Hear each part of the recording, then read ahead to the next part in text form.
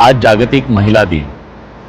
आजच्या या दिवशी आम्ही सगळ्या पुरुषांनी त्या प्रत्येक स्त्रीला थँक्यू म्हटलं पाहिजे, जिने आम्हाला उभं केलं।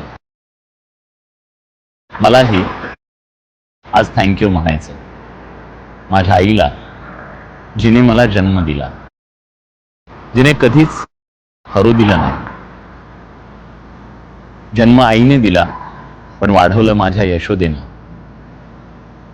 माझी आजी, जिला मी माय म्हणायचो। माझ्या माईनं माझ्यात संस्कार पेरले आणि एक असं जगण्याचं बळ दिलं की ती आज नसताना सुद्धा तिचं ते बळ कायम माझ्या सोबत आहे। थँक्यू त्या माझ्या पत्नीला आहे,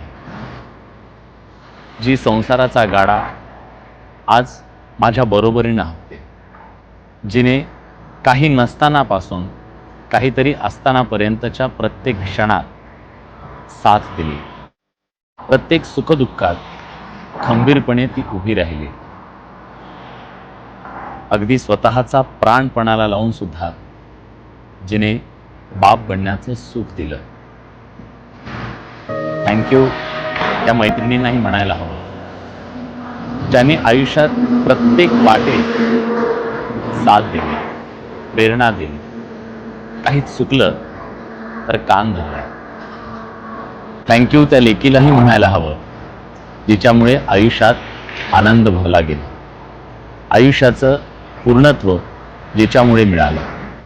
खरं तर कुठल्याही पुरुषाच्या आयुष्यात स्त्रीशिवाय पूर्णत्व नाही। ती आपल्यासाठी जे सॅक्रिफाईस करते, ती आपल्यावर जे जीव लावते, ती आपल्यासाठी जे कष्ट करते, ती आपल्यासाठी जी राबत असते, त्या प्रत्येकासाठी, त्या प्रत्येक गोष्टीसाठी आपण थँक्यू म्हटलं पाहिजे।